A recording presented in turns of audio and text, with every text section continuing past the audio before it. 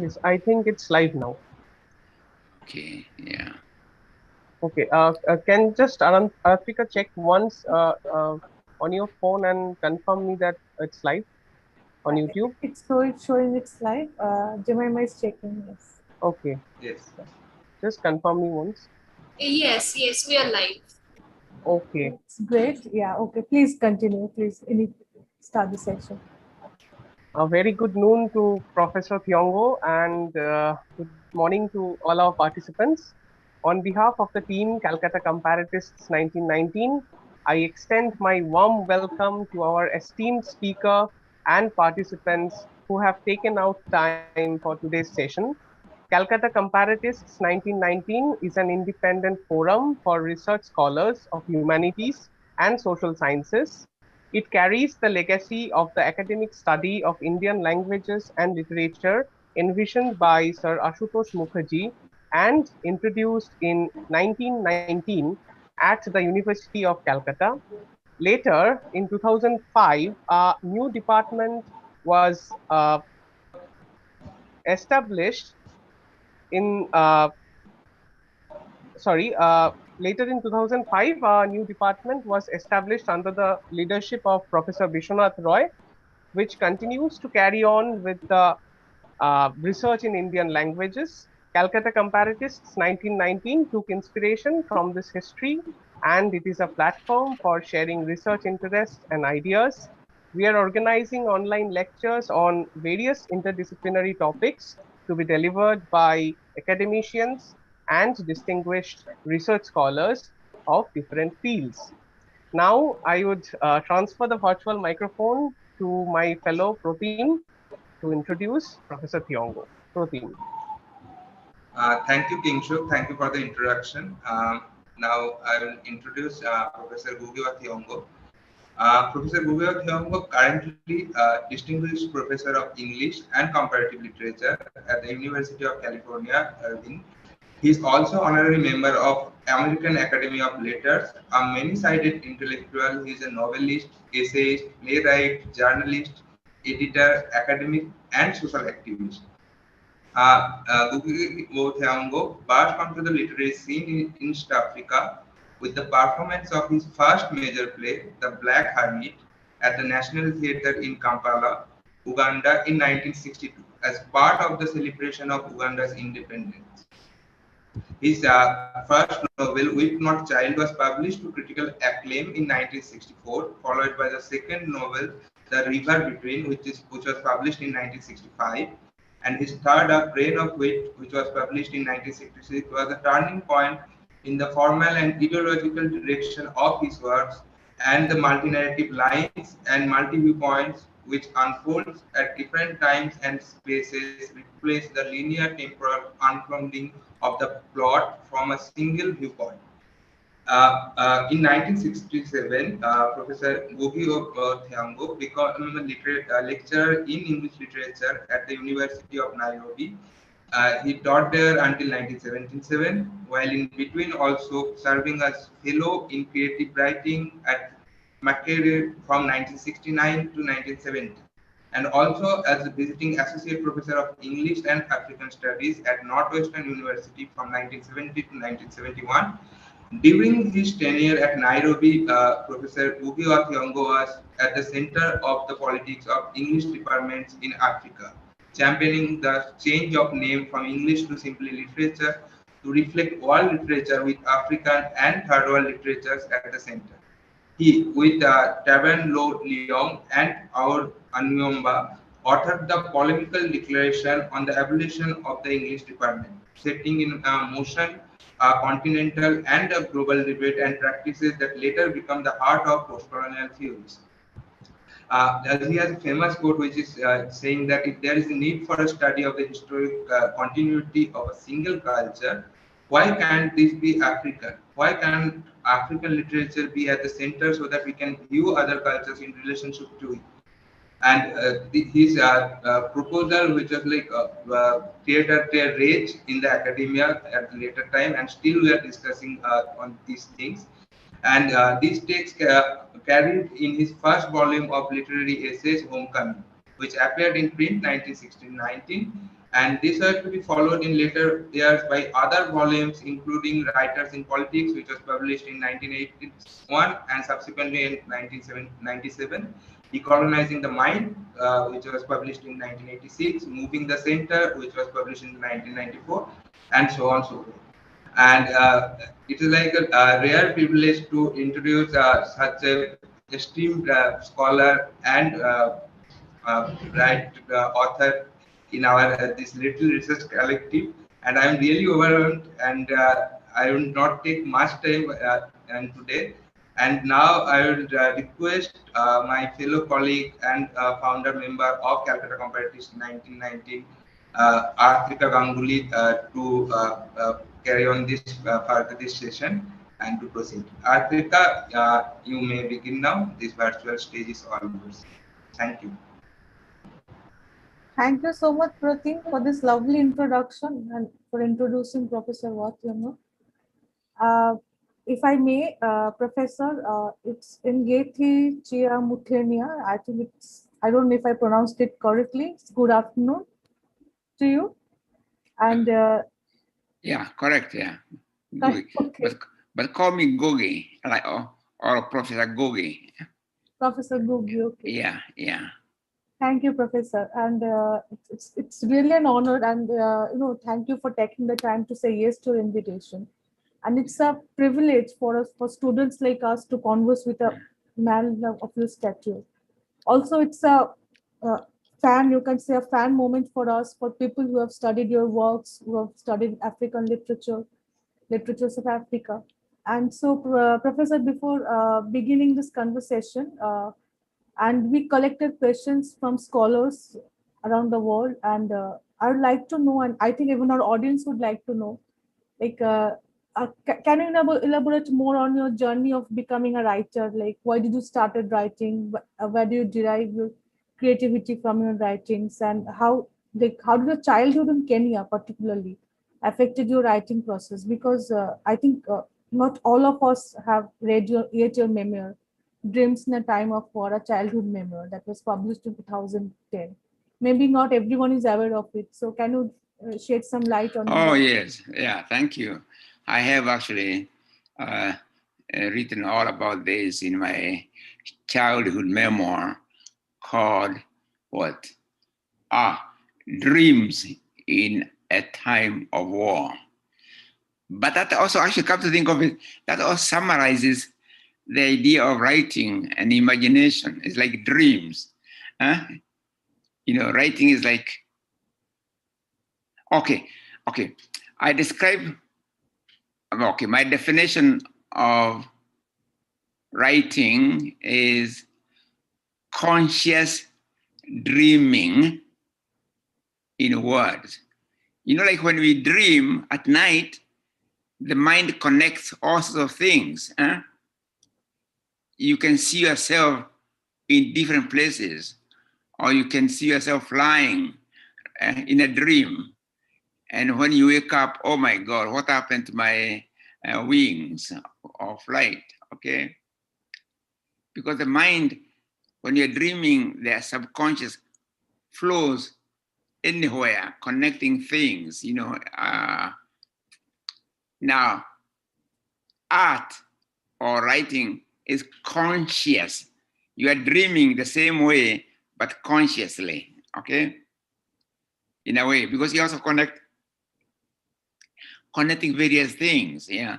So writing would be like conscious dreaming in words, An artist, the one who does conscious dreaming in paint, right? Or conscious dreaming in music, right? Because it's the same thing, only in the case of dreams, the subconscious just flows anywhere. But when consciously, there's a way in which you are dreaming consciously as an artist, as a musician, as a painter, yeah. But before I do, let me just glad really I am to be talking at least with people, at least with this chat, which originates in Calcutta, because actually I was in Calcutta some years ago. I was the guest of my publishers in Calcutta called Seagull. The publisher is called Ravin Kishore, but the publishing house is called Seagull, and it's based in Calcutta. Okay, they produce very good books, and they published my small book, folk, called The Upright Revolution. Okay, or how humans came to walk upright. And the upright revolution has now been translated into 100 languages in the world, okay? They are now celebrating the century of translation of the fable. So the fable has done something interesting. It has brought many languages of the world into conversation with each other through translation, yeah.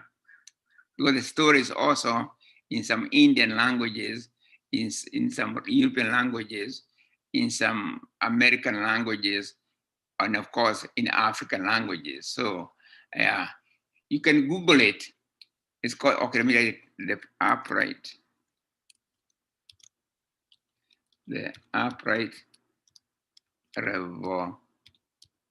revolution, yeah. Or how humans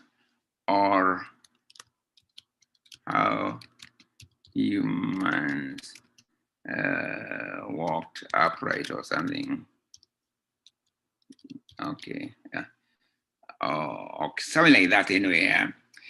And what Seagull in Calcutta did, they bought the English rights to the translation of English, and they brought a very beautiful book called The Upright Revolution. And the publisher, Kishore, has just won, I think, a big prize for his publishing efforts. I think anyway, he's just announced he got a very big prize in recognition of Seagull Publishing based in Calcutta. And then when I was in Calcutta, I visited the house of one of my heroes, Tagore. I went to his house, right? And it's wonderful just to see his house, yeah. You know, I admire him very much, Tagore, yeah, right? Anyway, so I have very good memories of Calcutta, in other words, yeah. So it's nice to connect with you again, yeah. Yeah, so the prose writing is like conscious dreaming in words, but for me, I go back to my childhood. I come from a large family, as I've told. I was very lucky. I had 4 mothers, but only one father, okay? The result is my siblings were very many, right? Yeah, so we were like a community. And every evening we would go to one of the mothers' houses and hear stories. So I grew up in a storytelling household, okay? And that's how I became interested in storytelling, okay? But guess what? They could only tell stories in the evening when all the work was done.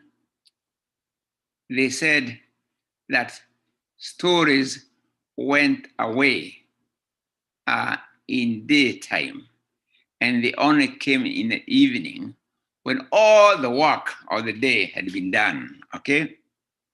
But I and other children wanted to hear stories even in daytime, right?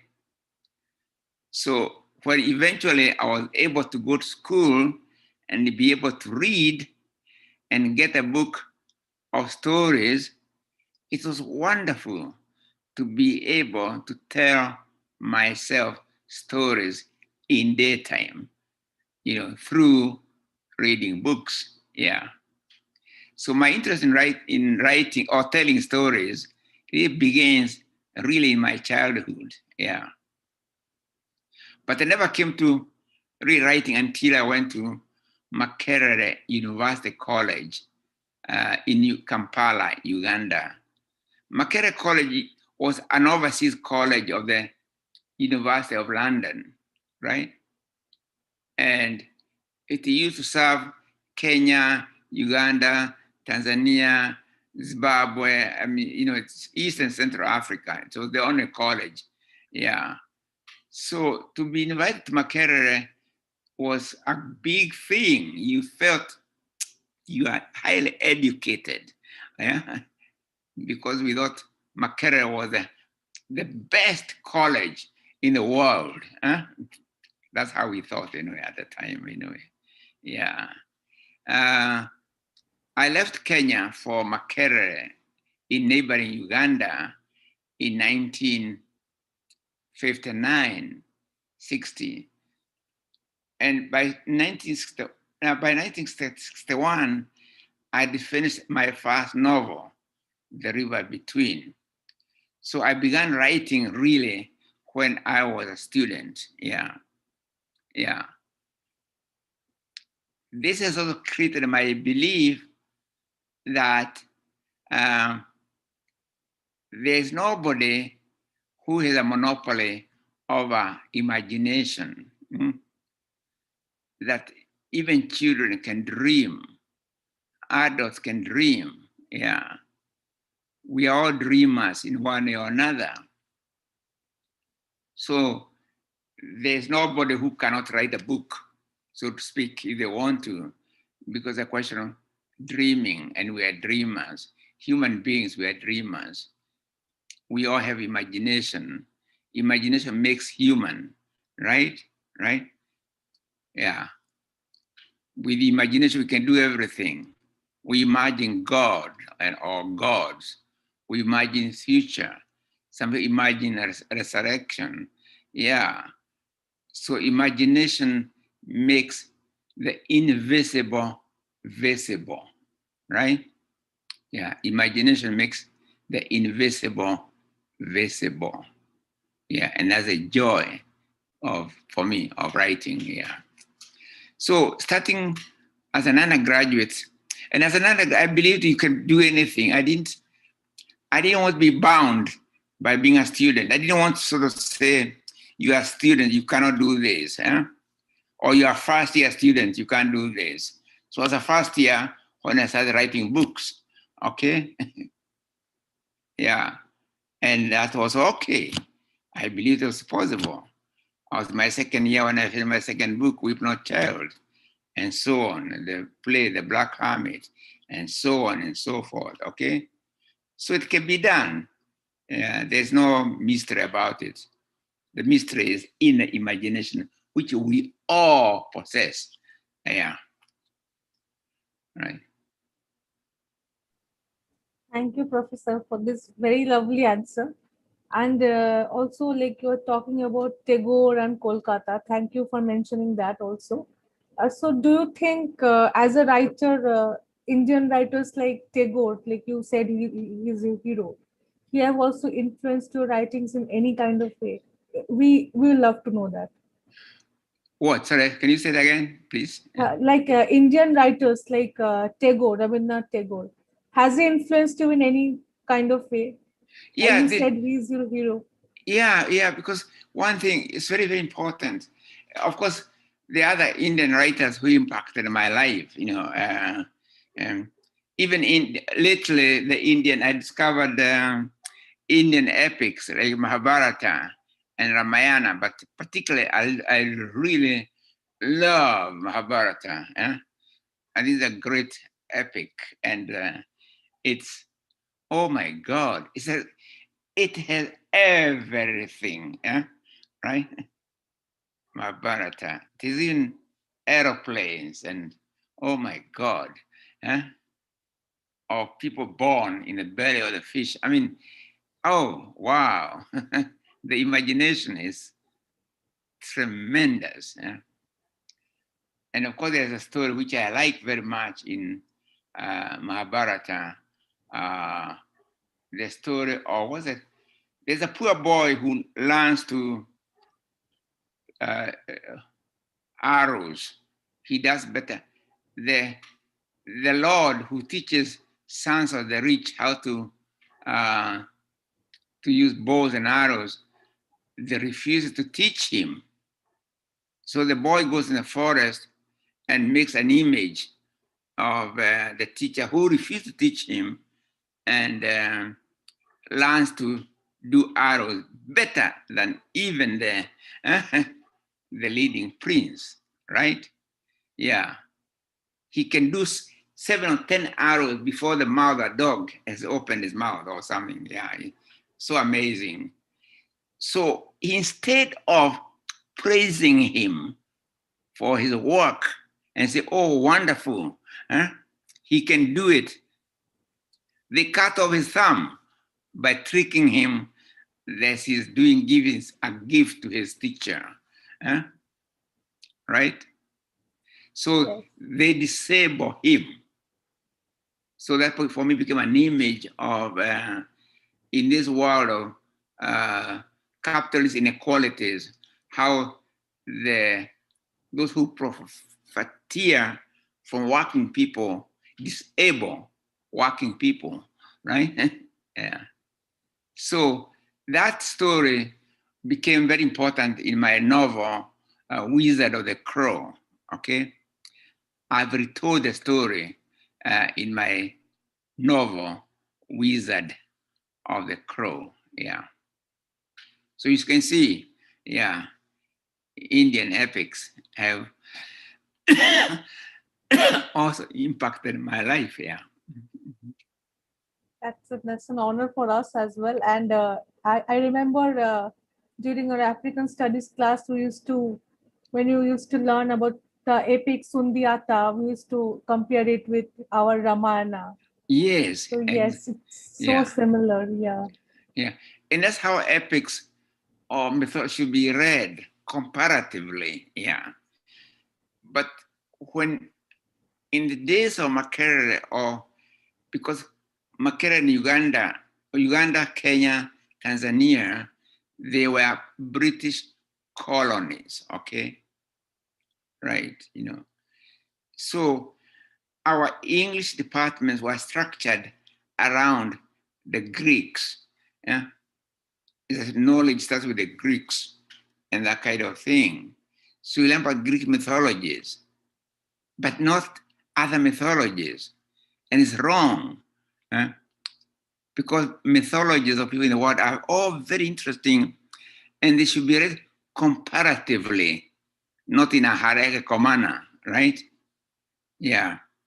Like to be interested to read the Mahabharata, compare it with the Greek mythologies or Egyptian mythologies or Native American mythologies. I mean, when read comparatively, they can become very rich, yeah.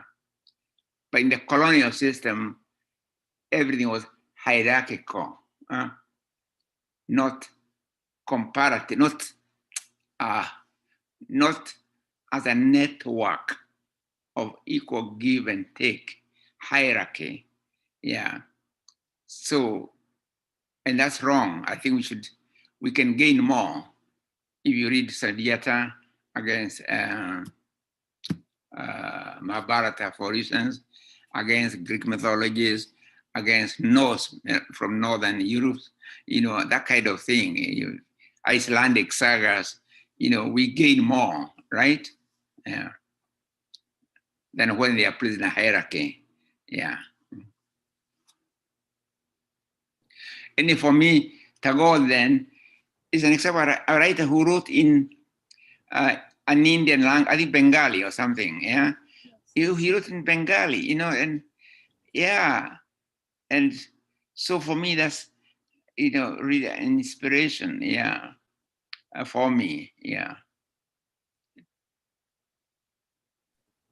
Thank you, Professor. And also, while talking about this hierarchy and coming to the very famous language debate of the contemporary times, Uh, with Professor Achebe and you, and how he rejected like his translations of works into his mother tongue Igbo, but you, on the other hand, you insisted on writing in PQ only. So, it- yes, sir.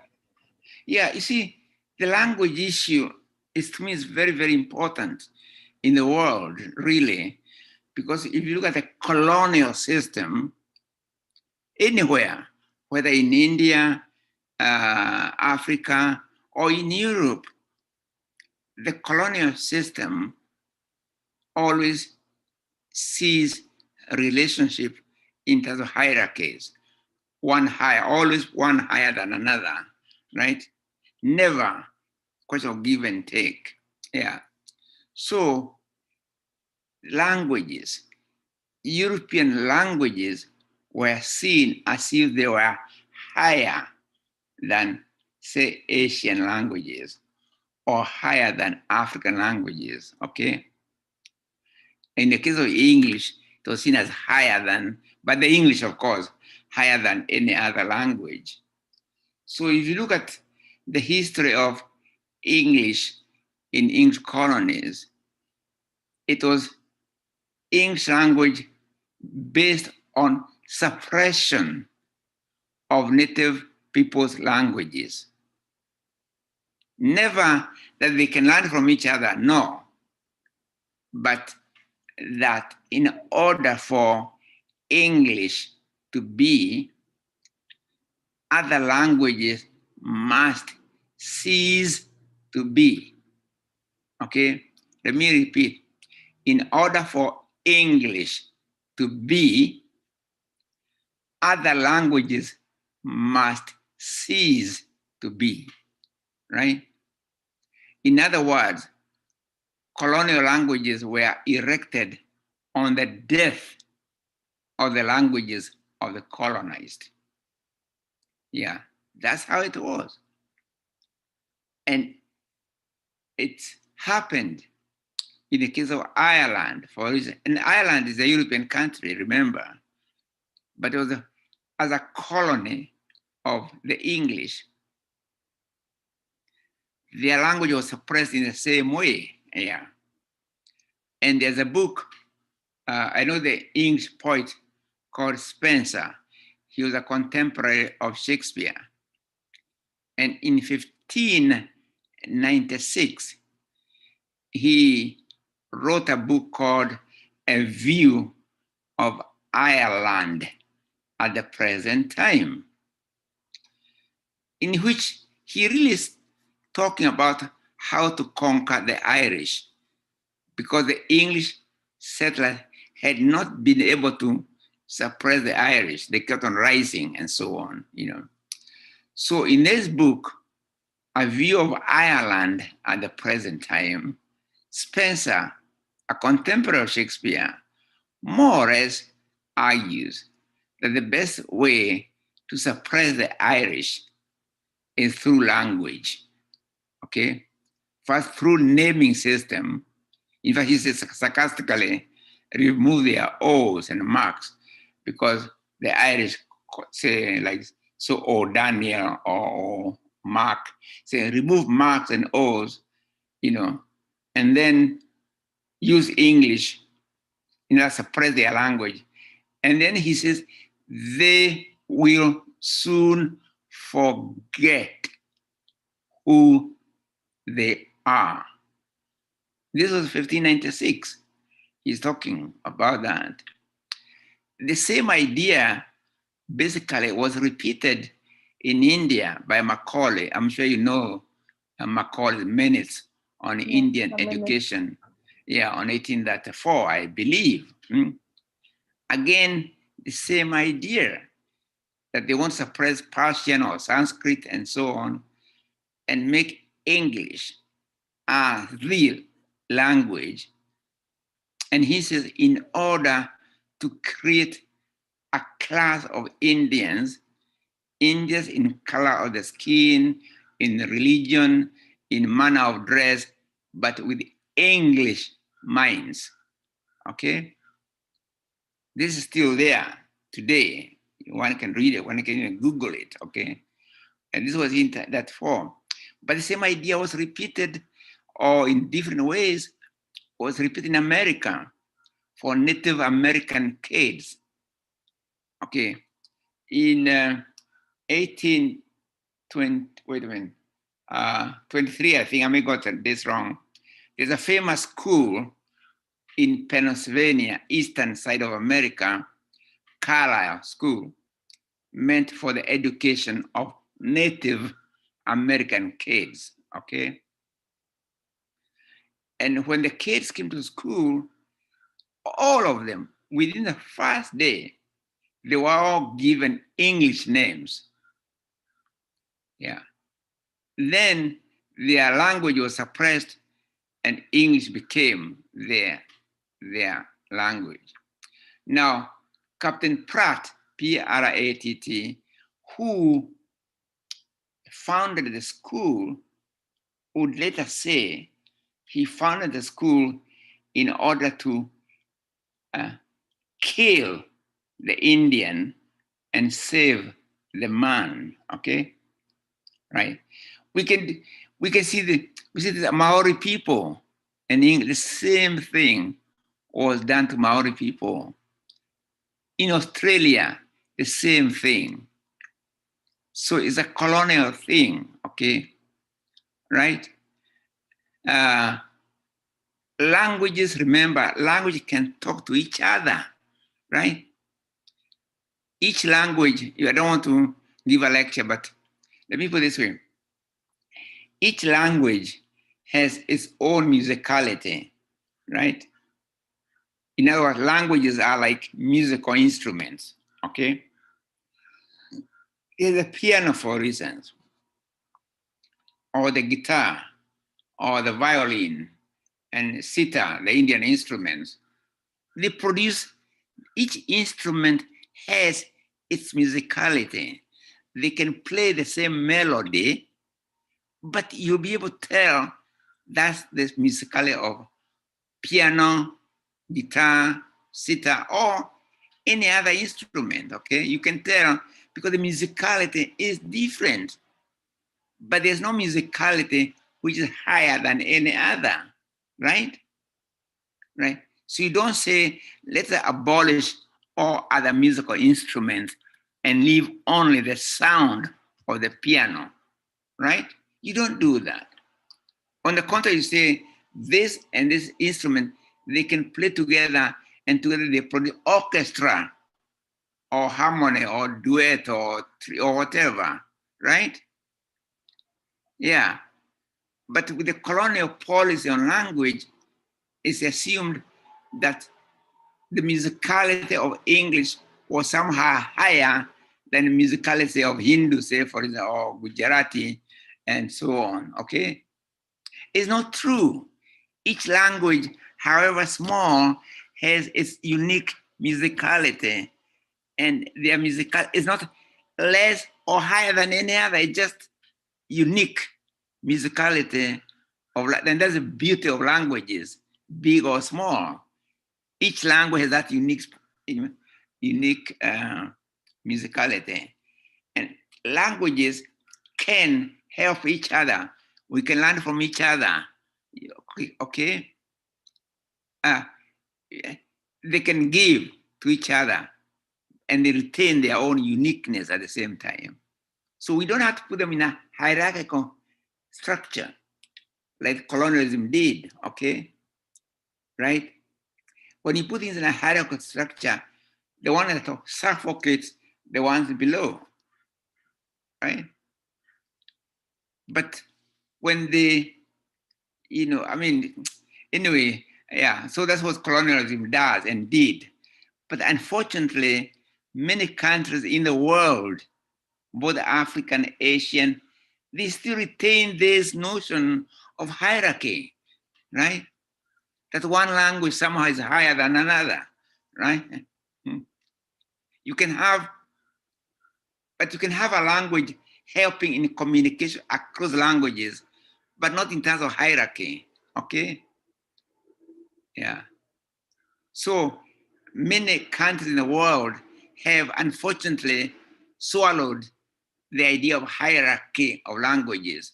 And some nations, even African nations, try to suppress, even when they want to have an African language as a national language, they want that language to occupy the space which was occupied by English, right?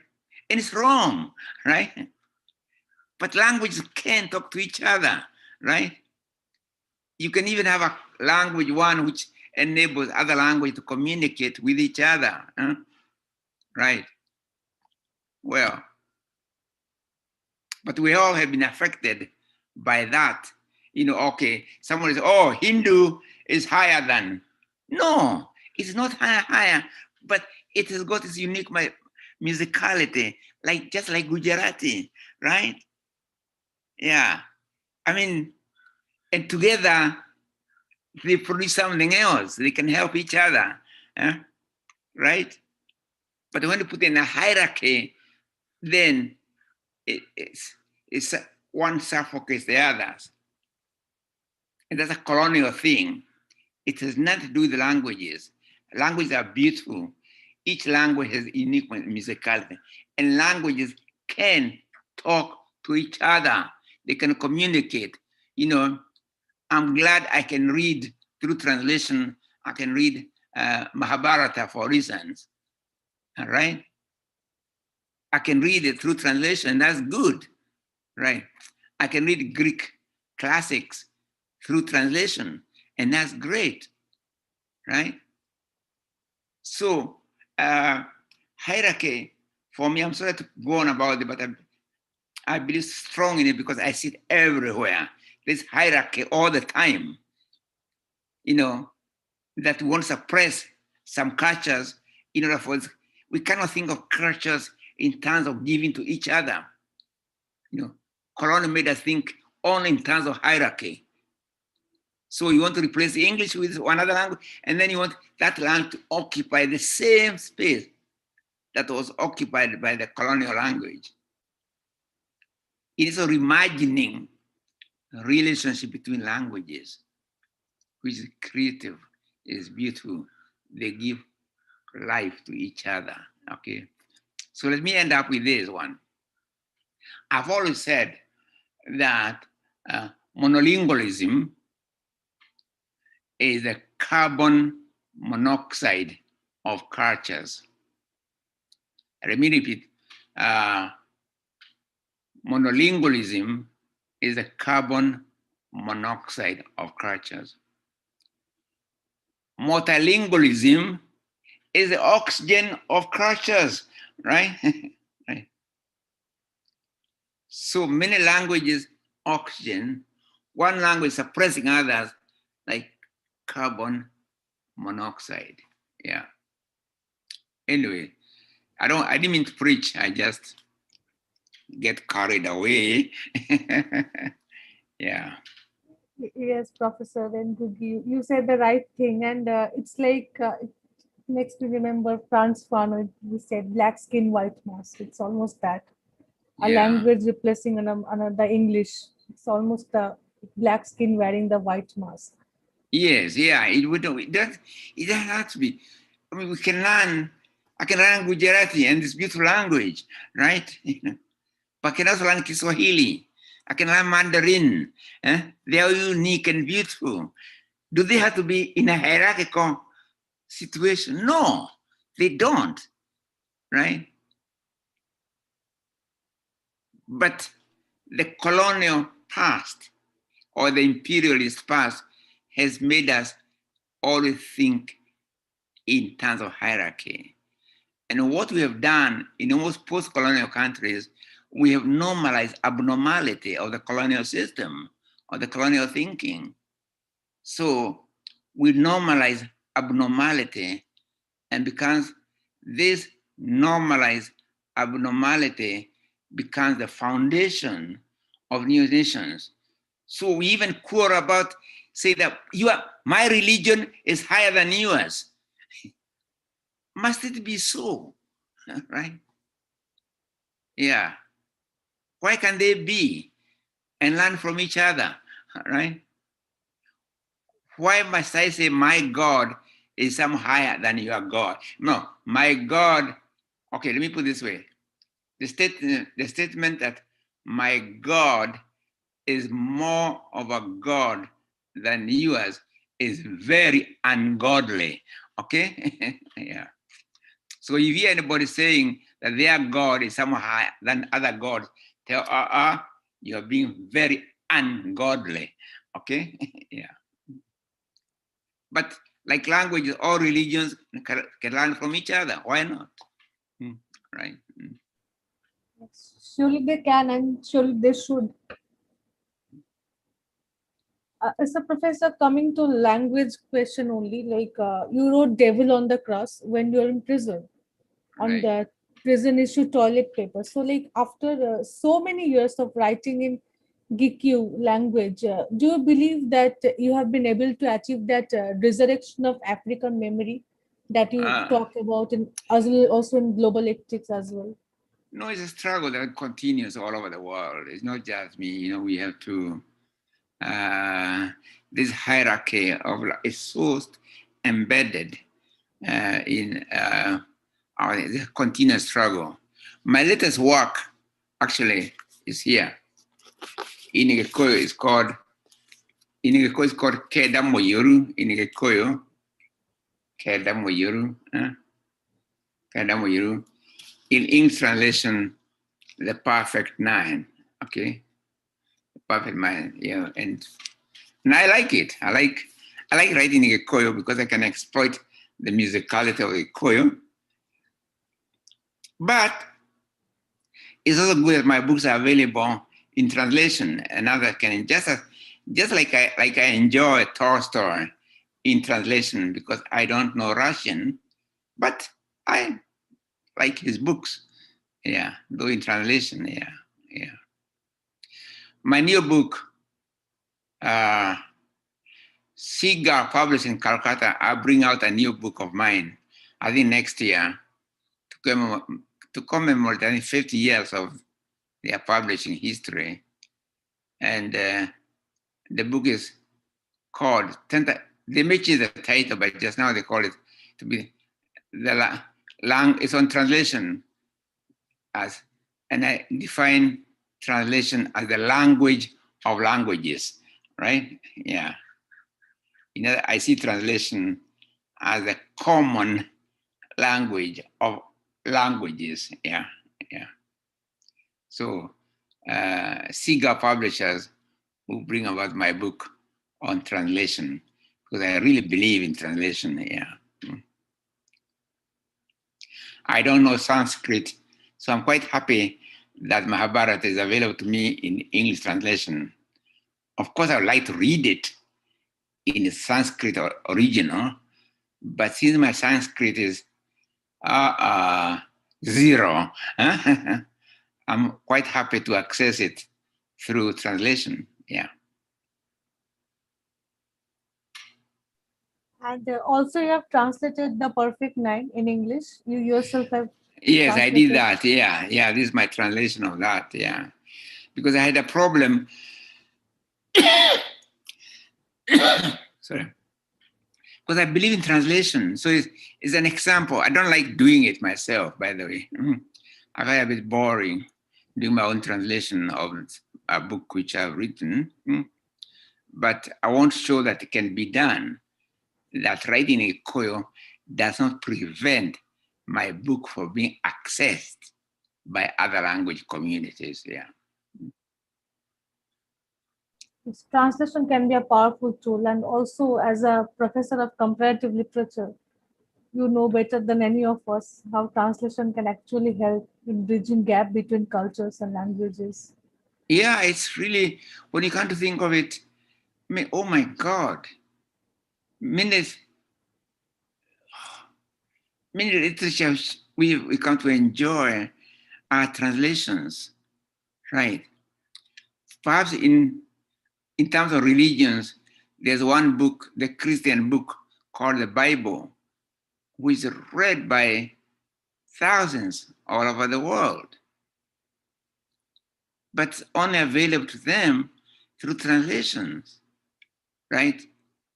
It's not in original, whatever the original language was, yeah. But through translation is available to thousands. Karl Marx work or Mao available to thousands through translations, you know, yeah. Father Matagor available to thousands through translations, and that's good, really very good, because we can individually we cannot learn all the language of the world. So translation helps us to share in the heritage carried by the different, languages. Yeah.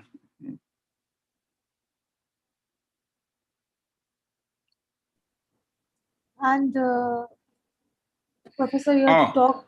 Oh yes, I see somebody has given us the name of the character I was talking about is Eclavia and Drona. Huh? Yeah, Eclavia in Mahabharata. Yeah, the one who because he remember Eclavia, Drona refused to teach him, so he goes and draws a picture of Drona. So he comes to thank Drona as his teacher, although it was not really his teacher, he just tried inspiration or something. So Drona said, oh, wait a minute, how can I disable him so that he doesn't compete with princes? Oh, yeah. Oh, so what are you going to give to your teacher? Because according to, as a Dharma or something, a teacher, a student owes something to his teacher. Huh? I can give you anything you want. Oh, I'm so grateful to you. Huh? Oh, give me a thumb. Right. Well, that's disabling him, isn't it? And that's how we disable languages of the world. Yeah, we disable colonized languages, Native American languages, African languages, Asian languages, and so on.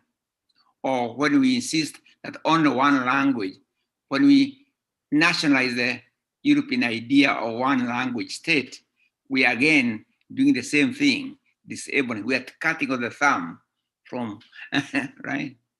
We are disabling.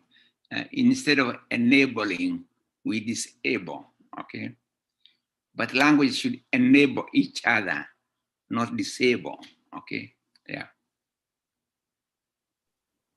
Thank you, Professor. And Mahabharata, you mentioned it comes down as from, it's an itihasa basically. It's not it's not an epic per se, it's an itihasa. And the genre is itihasa. And so it comes to us from the oral tradition. Right. So you have also talked about the importance of oral tradition in various literatures of the African continent. And there are so many languages in Africa. So how can a reader who knows supposedly hardly one or two languages can get a grasp of this oral literature written in some other languages? So again, through translation again. Like I know Greek mythologies, and I don't know them in the original, right? Or Egyptian mythologies, right? I don't know them in the original, but I know them through translation. If I cannot read the original, then translation is the nearest thing, isn't it? Yeah. So language can give, and they do give, but they give through translation, right? Language talk to each other through translation, okay? So you can have many languages, like India has many languages, and that's very good, yeah. But they're not put in a hierarchy. But if there's a language, either Indian or any that enables the other community to talk across language, that's also good, right? Like when I can have my book also translated into English, there I'm using English to enable not to disable. Okay? So we should use language like English or Hindi to enable, not to disable. Okay? The way we use English today and the way it was used by colonialism is to disable, not to enable. Okay? Or English and French, they enable even Indian intellectuals or African to be heard in the world by disabling them from their language base. It doesn't have to be so. I can know Gujarati, then I add Hindi, then I add English and French and Kiswahili, Zulu in it. Yeah, the sky is the limit, right? But the foundation should be mother tongue or the language of one's culture, right? Then add other languages. And there's nothing wrong in knowing many languages, right? I can know my mother tongue and then learn Gujarati, for instance. That's good for me, right? I can know my mother tongue, Kiswahili, English, French. That's good for me. I'm empowered. That's empowering. But the other one is disempowering, is enslavement, right? So let me tell you one of my other statements I normally use. I think if you know all the languages of the world and you don't know your mother tongue or the language of your culture, that's enslavement. But if you know your mother tongue or the language of your culture and add all the languages of the world to it, that's empowerment, right? So we want to use language to empower, not to disempower, right? Yeah. Thank you, Professor. Oh, you're And welcome. and talking about the Gikyu language, can you? I mean, the community, its language has always been at the forefront in any Kenya national struggle. In the Mama Revolution also, it's one of the most dominant language in Kenya. I think second only to Swahili. Yeah, Kiswahili is the, okay, English is the official language in Kenya. But Kiswahili is really the national language because spoken by the different communities. But each community have their own language. There's a Koyo, but there are many other African language communities in Kenya, okay? And even there I say, no, I want every Kenyan child to be rooted in their mother tongue, whichever it is. Then I want the same child to learn Kiswahili as a kind of lingua franca of the country. And then English. And thereafter, any number of other languages, yeah.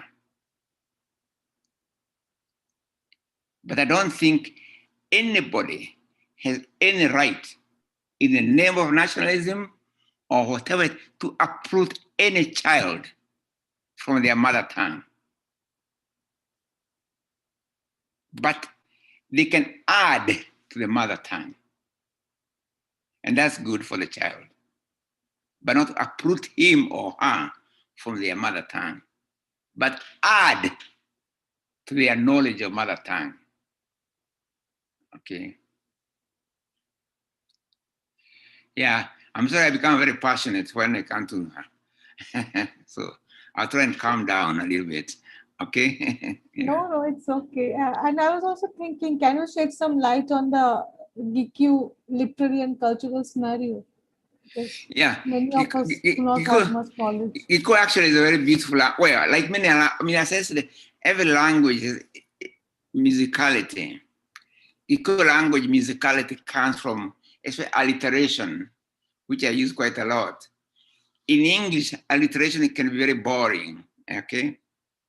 in Gikuyu language, alliteration, particular sounds can be very beautiful, okay? Like the opening of my epic, Kedamo Yoru. Let me just read the Gikuyu, just the opening only, paragraph.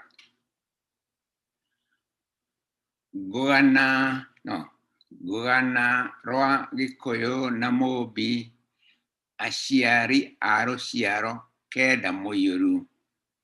Itugesia nyoba yamo bi meherega keda rolera ruru moruru wa moyo kiabi rolere blah blah. Okay, yeah. Now in English, the same, but very different. But you know, it's a little bit.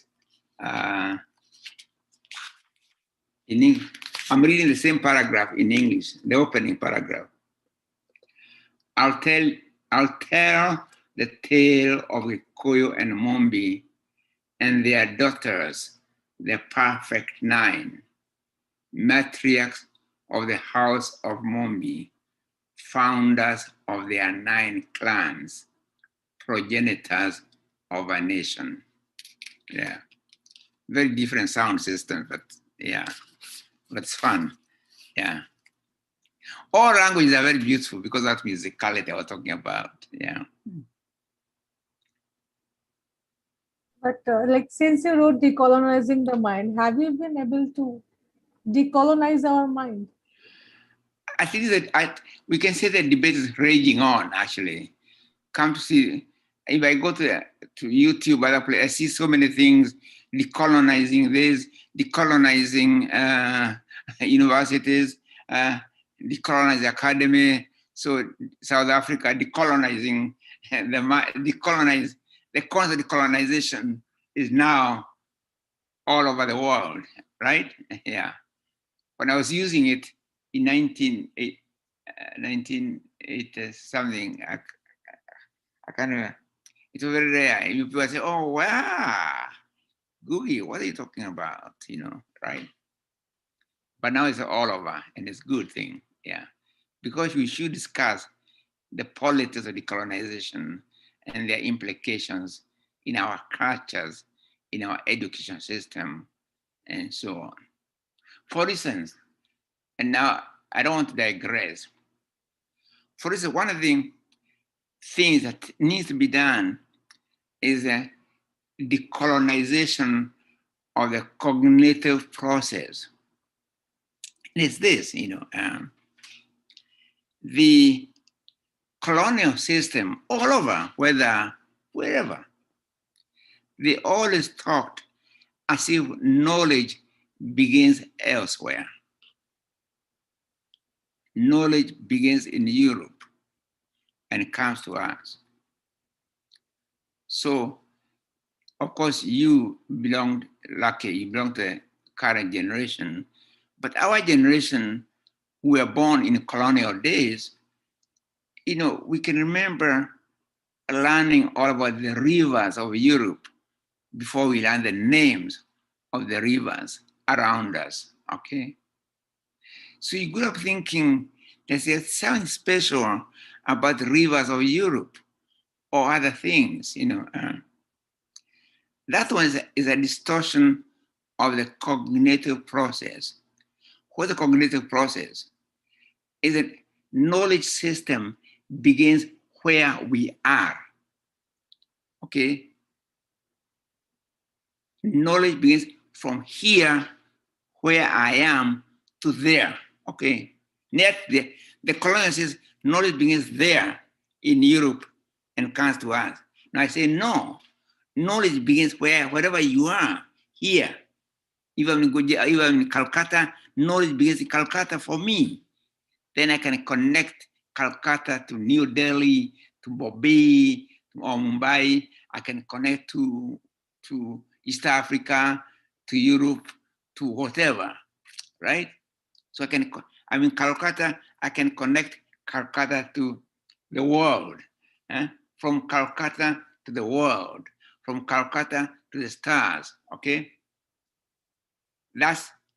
But the other decolonization of the cognitive process, when it says, no, to know Calcutta, you must go to London first and find your way back to Calcutta, right? That was a colonial or the cognitive process. But knowledge all the time, and it's so simple, knowledge begins from here to there. Knowledge begins from our bodies, and we go on connecting dialectically, right? Yeah. In fact, that's the essence of my book, Globalectics. Globalectics is an expansion of the theme from here to there, right? That's the normal cognitive process. The other one is colonial and is distorting the cognitive process, right? If you don't know about Calcutta, you don't go to New Delhi and then come back to Calcutta, right? You go to Calcutta and then find your New Delhi and then find the connections, okay? Right? But the Calcutta tells, no, you begin in Calcutta, you begin your journey in New Delhi, right? And you're in Calcutta, right? So I'm in Kenya, my journey begins in London, knowing about the trains in London and all the streets in London and all the historical landmarks in London before I know anything about the landmark near my place. The same with languages. Begins with the English before I come to know my mother tongue, right? It should be the other way around. I begin with around me and I connect outwards, right? That's a normal cognitive process. So we have to when I talk about decolonization, it's also decolonization of the knowledge acquisition system, the cognitive process. You decolonize it. You say, no, from here to there to here, right? We can summarize it that way. From here to there to here, right? Right, Professor. So shouldn't this decolonization process start also from the former colonial powers? Shouldn't they start decolonizing themselves? No, these two should be decolonized, quite frankly, because when you say that knowledge can only be, when you say knowledge begins from London, that's fine, because they say London connect with others. But they'll say, so colonial countries like Britain and other places, they need to also decolonize, because colonizers are too,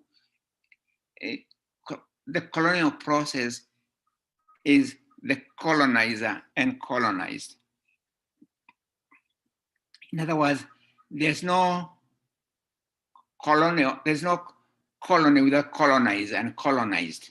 Together, they are together. So if you're talking about decolonization, you must, excuse me a little bit. Let me just go to the bathroom first and then I'll come back. Yeah.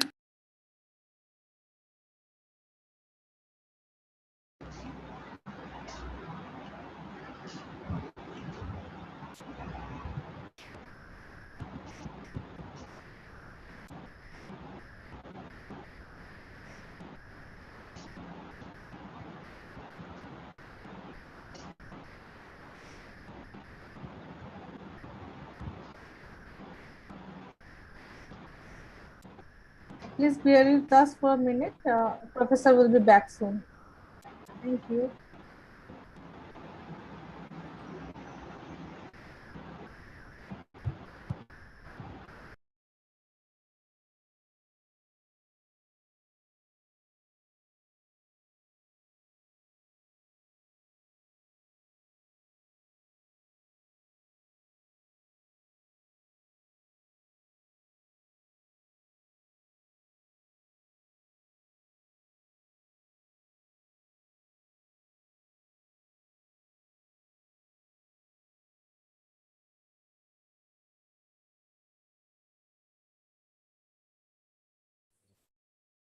রাত্রিকাদি I just have a request. Can you just ask him to speak about, how he relates to African theater and performance, like what he worked on about that and what inspired him, if it's possible.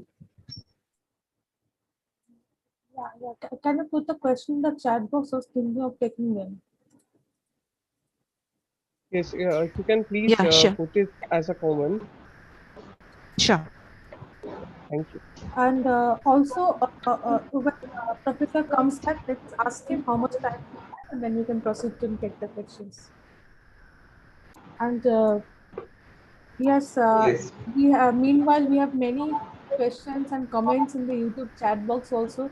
I'm very sorry, I don't think we can take all of them because we are really running short of time, and is not unwell at all. So let's try and take some at least.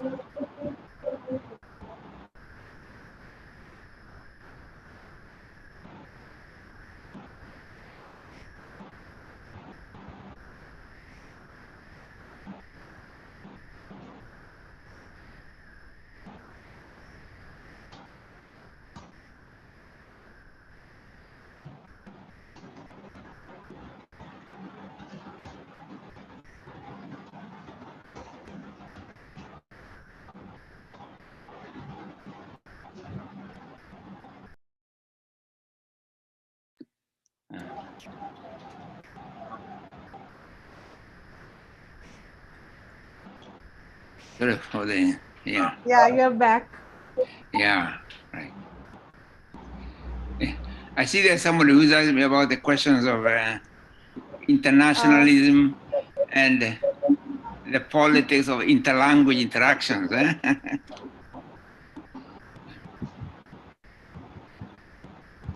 then go on, please ask any questions you want.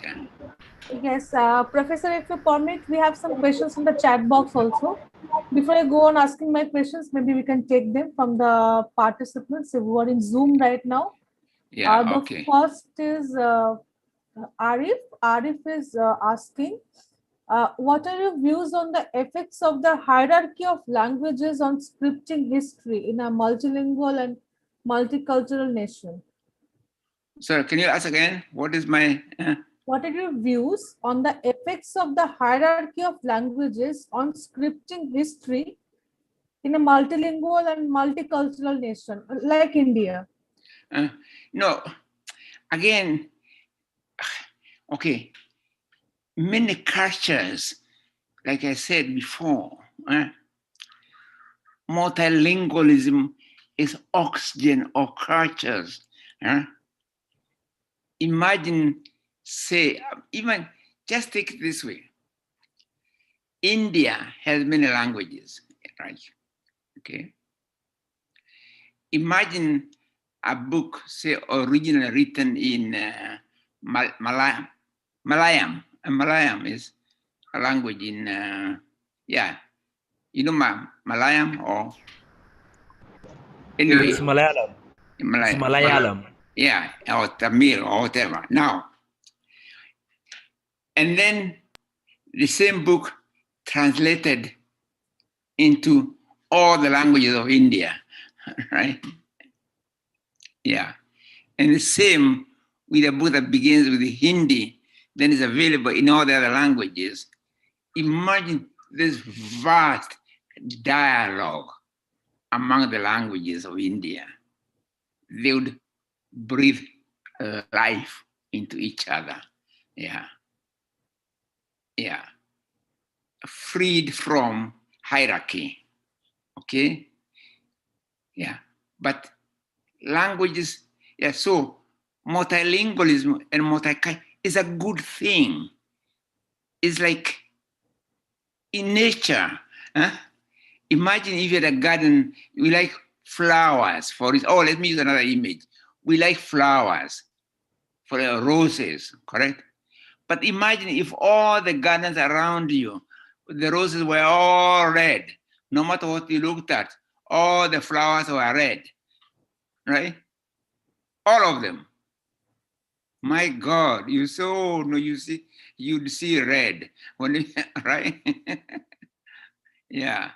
In other words, even a garden is beautiful because of variety of colors in that garden, okay? The variety. Nature is able to survive the way we do because of varieties, from small insects to the big tree, to the humans, who eat fruit from those trees and all that. The connection. Nature tells us life is connected.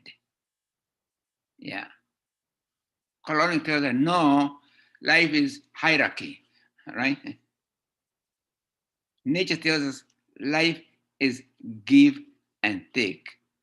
Life is sharing. Hierarchy says no, colonial says no, life is grabbing from the many to a few, okay? But nature tells us sharing is the way. How do I know this? Simple. You and I breathe air.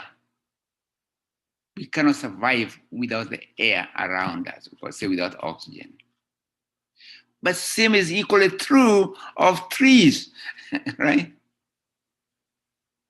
Yeah, same is true of animals.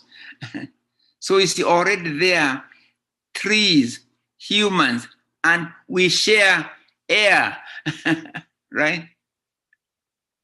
We all need air to breathe, to live. We humans need water. I'm told the human body is 75% water anyway, right? So do also trees and plants. Water, we share water. So also animals, right? So what does it mean when a company pollutes water or air? That's, when you come to think of it, that's a crime against humanity. Right? When we pollute air or companies, we are poisoning a common heritage, common to both animals, plants, and humans, right? Sharing is the way, right? Give, equal, give and take. Many languages can give and take each other. Many cultures can give and take. They can breathe life into each other, right? So instead of seeing many cultures, language as somehow hindrance, no. Yeah, it's like saying, oh, in nature, let's only have one thing. It's a hindrance having plants of different sizes and different colors, and so let's have only one, right? No, it's the give and take part of it, not being only one thing. So many languages, in the language, they can borrow from each other, right? They can feed life into each other, right? Yeah. But we have been trained, especially colonialism, with this other with hierarchy. So we internalize hierarchy. So when you look at the relationship between our cultures, we won't see them in a hierarchy. There's the only one. Mine is better than yours. My God is more of a God than your God, right?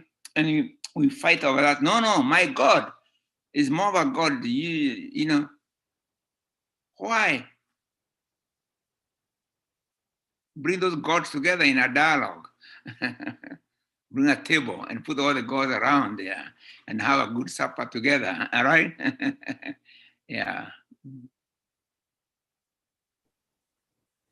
Yes, thank you so much. And we have another question. It's very interesting. Konkabuti is asking, what was your inspiration behind spreading your work to African theater in Kenya? You have some wonderful plays like I'll Marry When I Want. What the inspiration? Yeah, you're spreading your work to African theater in Kenya.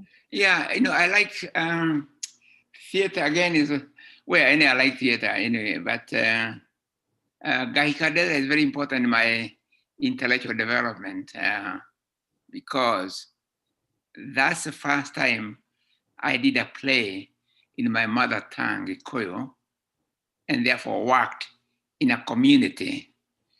I was at the University of Nairobi, but I used to drive 30 kilometers away to work with this community. And if we were going to have theater, we couldn't have it in the language spoken by that community, right? So that's how we came to do the play in Gikoyo. And I learned a lot. It's very empowering, both for me and all the other participants. But we started by, I think it was, July, more or less, 1977. Then it was closed by the Kenya government in November 11, I think, 1977. And then midnight of 1977, I was arrested by armed policemen and taken to a maximum security prison. Why? Because of language, right? Right? So, I mean, you can now, on looking back, it is ridiculous, right? You know, yeah. But it also did something for me. I've written a book called Wrestling with the Devil, or it's about my prison experience. And that's when in prison, that's when I started to think about the language situation very seriously, yeah. In fact, you can argue that decolonizing the mind, the ideas came from what I was thinking when I was in Kamete maximum security prison, yeah. And all because of the play, I'll marry when I want, yeah. That's fascinating how our mind works. And as you said in the beginning about imagination, a writer being able to imagine subconsciously. It's fascinating how your mind worked in the prison. Yeah, prison is like, I've argued that prison is like, I saw as confinement, and imagination helped me to break free of confinement. So I came to think of art and imagination as that drive which makes human beings want to break free of confinement, okay? Because in prison, I realized at night, there were so many walls, I mean, very high walls, and there were armed guards all around the police, all around the prison wall. But it was very important for me when I realized I could escape from prison every night and go and back home and walk the streets of my village and see the flowers around me and all that kind of thing, and come back. You know, in other imagination enabled me to break free. So for me, that became a metaphor. So a metaphor of human beings freeing themselves from confinement. You can tell think of it, art is process of breaking free of confinement, okay? Imagination helps to break free of confinement. Imagination is making us extend boundaries of our being, right? Yeah. Yeah, so shall we, how long? Well, I think we've gone on for how many hours now? 2? If you permit, if you want, Professor, we can go on concluding the session. If you want, we can conclude the session. Continue or conclude? Whatever you're comfortable with, Professor. Yeah, I think we can conclude if, I mean, sort of, if people are satisfied, that is, yeah. Yeah, so we'll conclude the session. I'll just have last question for you. Okay, yeah, okay, please. Yeah. Okay, yeah, it's like, it's a very personal question. How do you define neocolonialism in the context of African countries, Kenya, or maybe extended to other ex-colonized countries, especially in the context of this COVID-19 pandemic and the post-pandemic world that will enter soon? Yeah, remember what I said, if you think of colonialism anywhere as a subversion of the cognitive process, right? So for me, decolonization is simply the other way around. Yeah. Indian people say they have to control the economy. And if they control the economy, they control their culture. Then their economy and cultures and politics can be in conversation with other economies and other cultures on this equal give and take, right? Yeah. So, and that's why decolonize. You see, I talked about colonization turning normality into abnormality. Okay.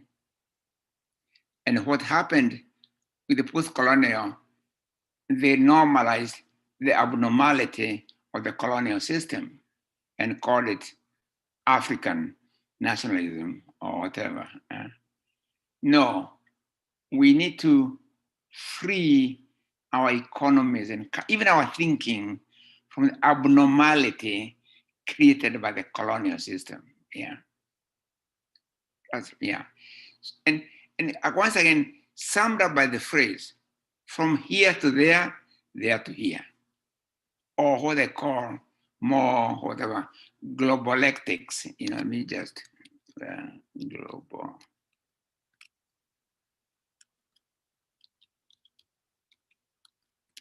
Yeah. We think to think globalistically, not by abandoning the here, because remember the here is part of there, right? The here is part of there, and there can enrich here. It's a dialectical process of here to there. Yeah.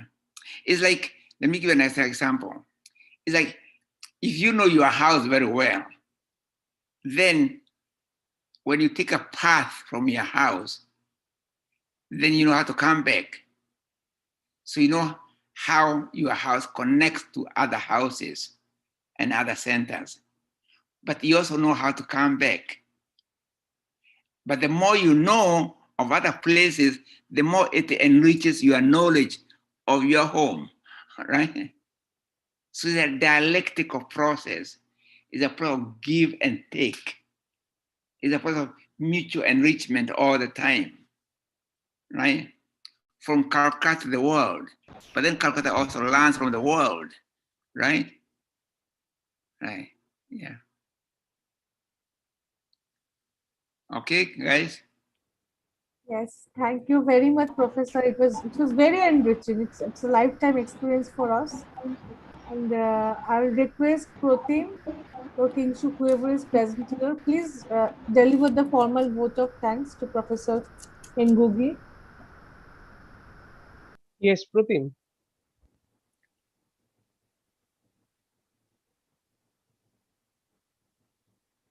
Am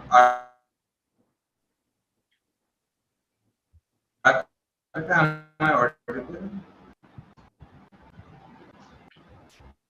It's very, very slow. Yeah, we can see you now. Yes.